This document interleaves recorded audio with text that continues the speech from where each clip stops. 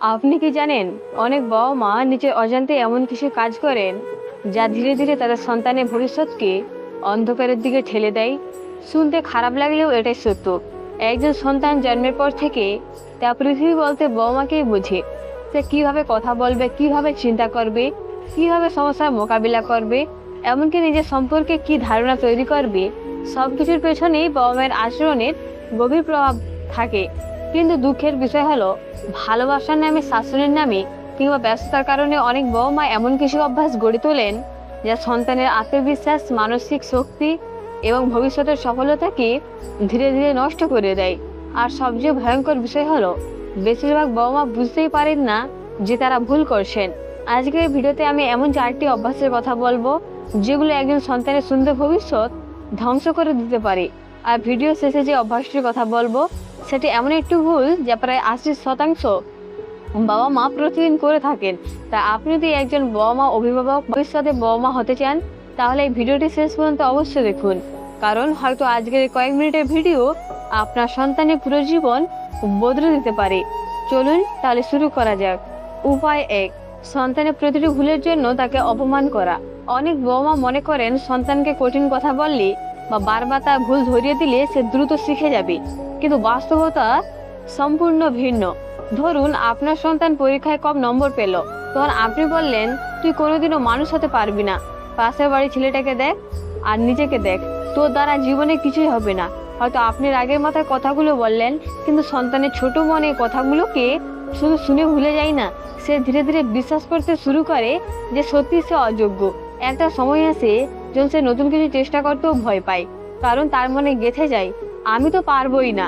মনোবিজ্ঞানীরা বলেন, একজন শিশুর আত্মবিশ্বাস ভেঙে দেওয়ার সবচেয়ে সহজ উপায় হলো তাকে বারবার অপমান করা। অপমান মানুষকে উন্নতি করতে সাহায্য করে না, বরং তার ভেতরে সাহস, উদ্যম এবং স্বপ্ন দেখার শক্তিকে ধীরে ধীরে মেরে ফেলে। একজন সন্তান যখন বারবার নেতিবাচক কথা শুনতে থাকে, তখন তার মস্তিষ্কে নিজের সম্পর্কে নেতিবাচক ধারণা তৈরি হয়। সে নিজেকে অন্যদের থেকে কম মনে করতে শুরু করে।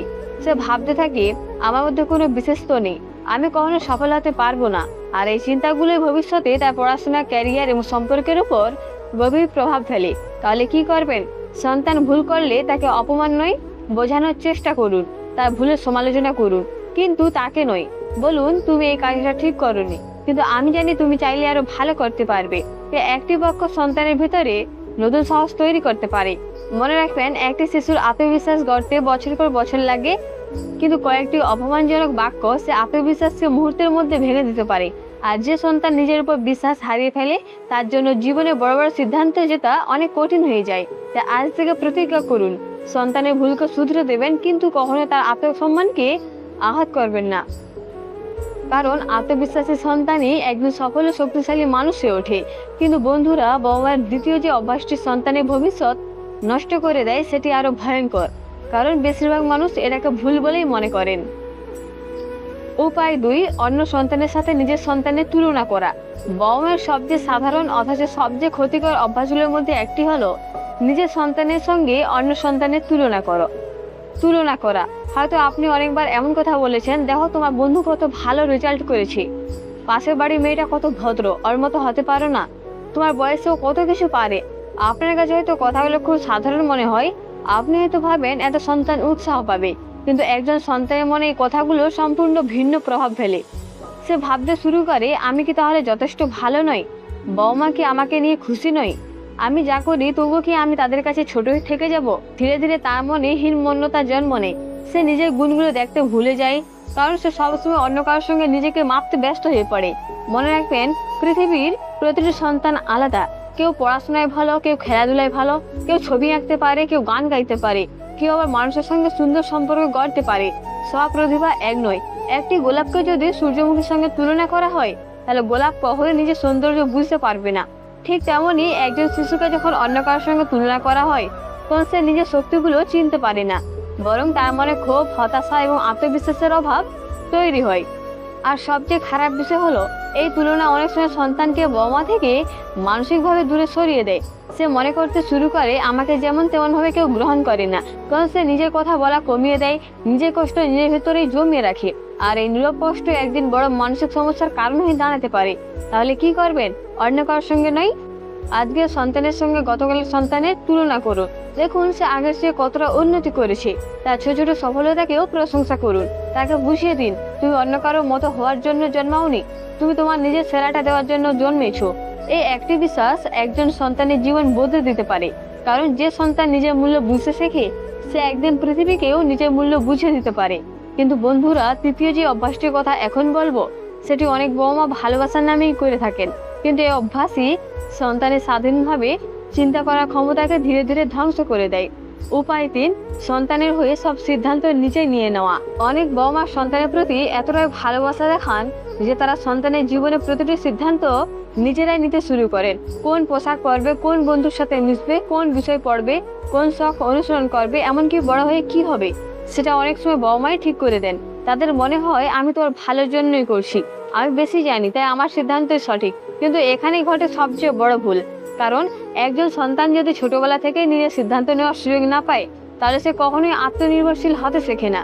সে সবসময় অন্য কারোর নির্দেশের অপেক্ষায় থাকে। কোনো সমস্যার মুখোমুখি হলে নিজে চিন্তা করার বদলে কারো সাহায্য খোঁজে, কারণ তার মস্তিষ্কে কখনো সিদ্ধান্ত নেওয়ার সুযোগই দেওয়া হয়নি। ভাবুন তো, একটি পাখিকে যদি সবসময় খাঁচার ভেতরে নিরাপদে রাখা হয় তাহলে সে উড়তে শেখার সুযোগ পাবে কিভাবে?